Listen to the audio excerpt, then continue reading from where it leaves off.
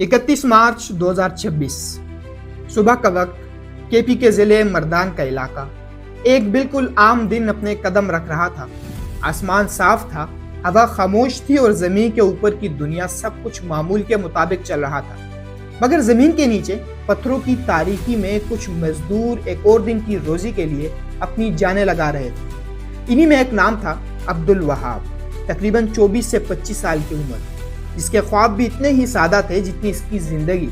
जो सुबह काम पर निकला था इस यकीन के साथ कि शाम को घर लौटेगा, मगर किस्मत को कुछ और ही मंजूर था और किसी को अंदाजा तक नहीं था कि चंद ही लम्हों में ये जगह एक ऐसी कहानी का आगाज बन जाएगी कि आने वाले वक्तों तक लोग इसे मौजज़ा कहेंगे। फिर अचानक, बगैर किसी वार्निंग के, बगैर किसी अलर्ट के, पहाड़ का एक बहुत बड़ा हिस्सा गिर जाता है।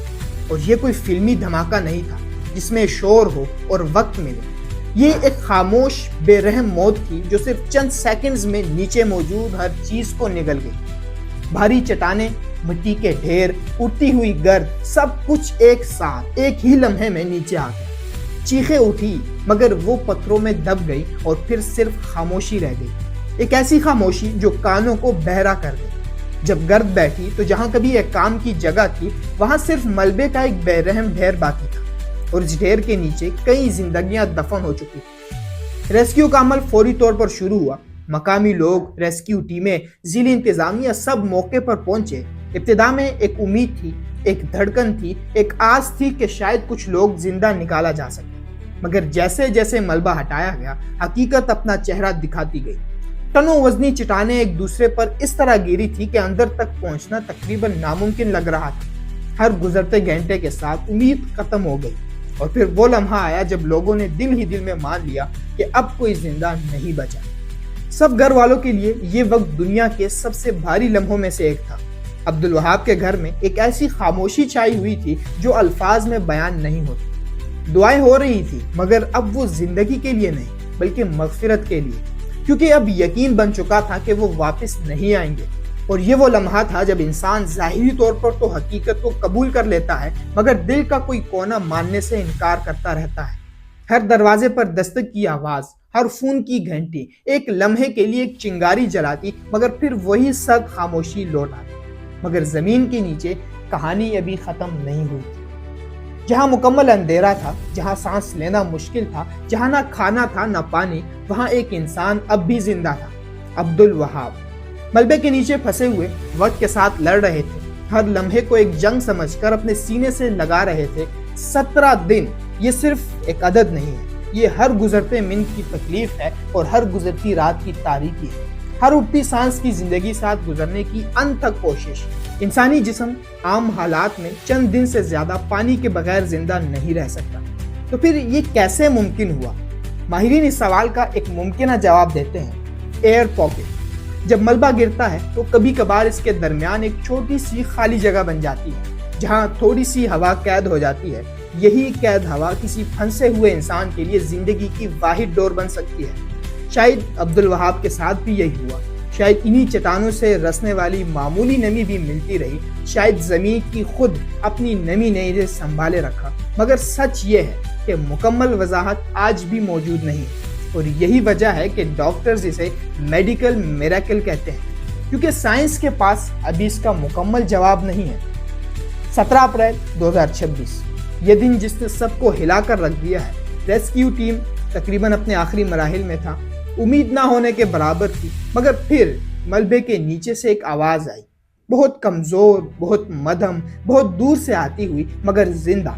ये वो लम्हा था जब हर चीज रुक गई, जब सांसें रुक गई, जब आंखों ने यकीन करने से पहले एक लम्हे के लिए झटका।